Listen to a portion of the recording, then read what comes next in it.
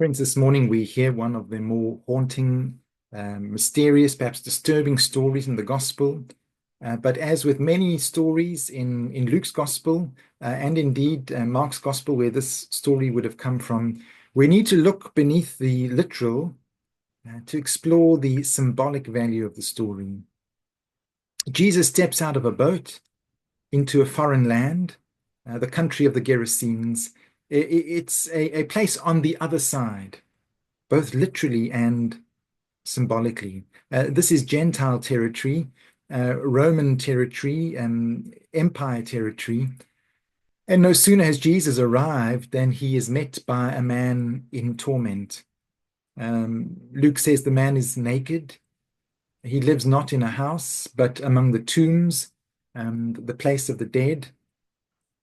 He is unclean, chained, howling, torn apart from himself and from his community.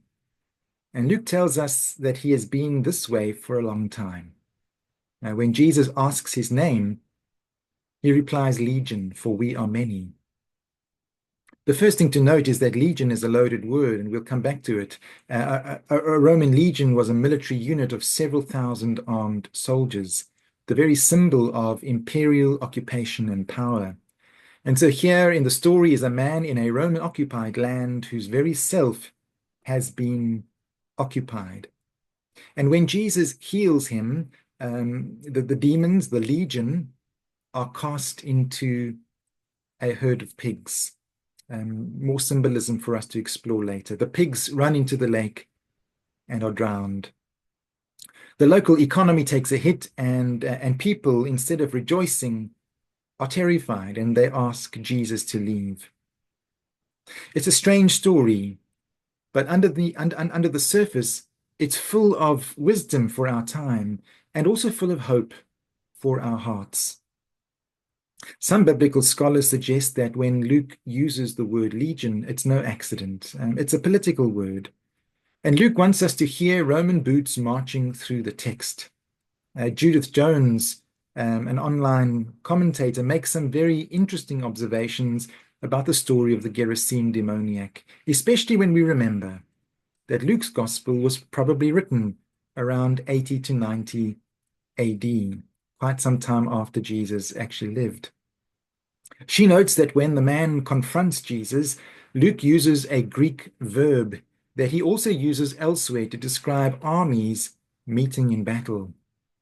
And when the demon seizes the man, Luke uses a word that appears elsewhere in Acts, when Christians are seized, arrested, and brought to trial.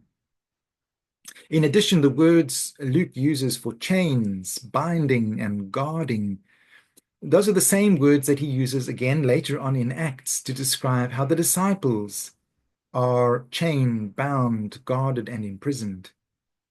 In other words, the language Luke uses here paints a vivid picture of what it feels like to live under the control of a brutal occupying power. There's also a further disturbing historical backdrop to the story. The region of the Gerasenes was the site of a terrible massacre. According to the Jewish historian Josephus, around the year 68 AD, during the time of the Jewish revolt, the Roman general Vespasian sent his soldiers to recapture the city of Gerasa, and they killed 1,000 young men, imprisoned their families, burned the city, and attacked villages throughout the area. And many of the people buried in the Gerasene tombs would have been victims of this Roman violence. Judith Jones also points out a striking symbolic detail. One of the emblems of the 10th Roman legion was a pig.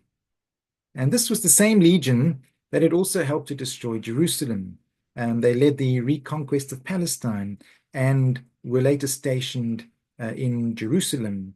And so when the demons in the story name themselves Legion and then enter a herd of pigs, it would have felt like a powerful image to the people in that region. And its message clear, that the way and the spirit of Jesus comes to cast out the systems of domination and empire to create a new and a different kind of society.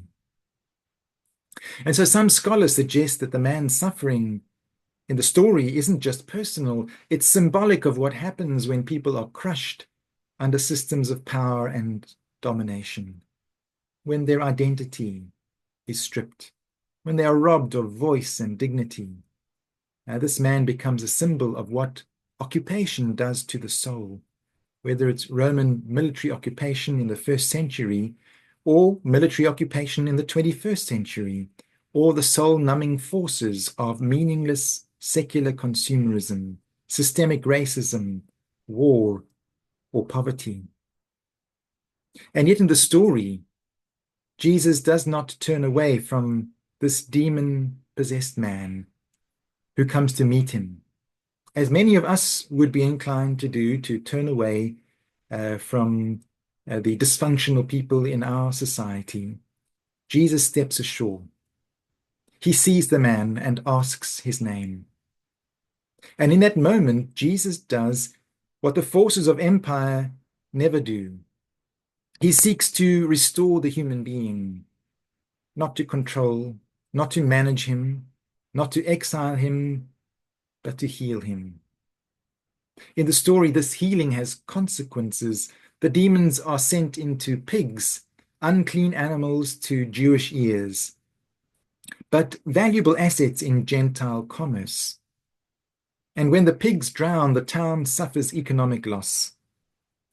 David D.M. King, a Lucan scholar, a contemporary scholar, draws our attention to this.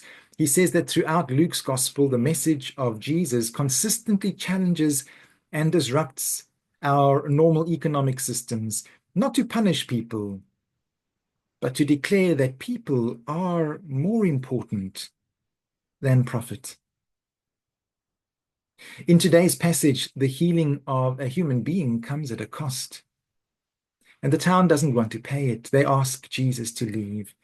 And I wonder if that's still true today. Healing, whether of people or communities or the planet, often requires us to let go of what we've grown comfortable with, and it can feel costly. But the story of Jesus healing this fragmented, deranged man tells us that the value of a human life is greater than any system's bottom line. Now let's look also at the story, not just politically, but psychologically too. In the field of voice dialogue therapy, we learn that every one of us has a crowd of inner voices, parts of ourselves that speak with different needs, different wounds, different energies. It's why often we can feel divided within ourselves, feeling ourselves being pulled or torn in more than one direction. And some of our inner voices we embrace, those that are socially respectable, the helper, the achiever, the good one. Other voices we tend to exile or hide: anger, grief, fear, shame. And like the man in the story, those exiled voices don't just disappear. They cry out from the tombs of our subconscious. They may sabotage us, at times possess us and overwhelm us, not because they are evil, but because they have been hidden, denied, and left unacknowledged. When Jesus says, "What is your name?" he is doing what healing always begins with: naming, facing, listening, and integrating. The man's name is Legion, but that's not who he really is. That's the crowd of forces that have swallowed his true self. And after the healing, we see him again, clothed in his right mind and sitting at the feet of Jesus. It's the posture of a disciple. He is himself again. The demons in the story are not just moral failings. They are what happens when a soul is disconnected from itself, from others, and from love. And that disconnection, if left untreated, can become destructive to self, to others, and to society. But the work of Jesus, and perhaps our work too, is to reconnect, to help reweave the torn fabric of the human soul. And so the story ends on a beautiful note. The man now healed begs to go with Jesus, but Jesus sends him back home, reconnecting him with his own community. Return and tell how much God has done for you. Writing on this passage in 2019, Judith Jones asks, how many people in our world are haunted by a traumatic past, tortured by memories? How many live unsheltered and inadequately clothed because of social and economic forces that they cannot overcome, no matter how hard they struggle? How many are imprisoned, regarded as barely human, excluded, cast out? How many are enslaved by addictions, no longer knowing where the addiction ends and where their own selves begin? Where do the governing authorities separate people from their families, denying them opportunities to seek better lives? Where do occupying armies still brutalize entire communities and hold them captive to fear? In closing, the story of the Gerasene demoniac is not just about demons. It's about the many ways we become divided and broken by systems and by trauma, by the voices within. It's about the courage it takes to face what we've hidden. It's about the sacred power of presence, the healing that comes when someone sees us, names our truth, and calls us back to ourselves.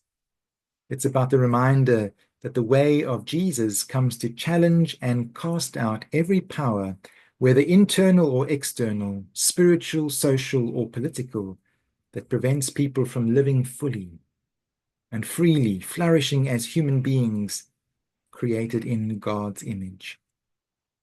But as Judith Jones writes, like the townsfolk in the story, many of us resist that news, finding deliverance from Legion too frightening, too demanding, too costly. Just some food for thought today on a challenging and difficult passage. God bless as you chew on these things. Amen.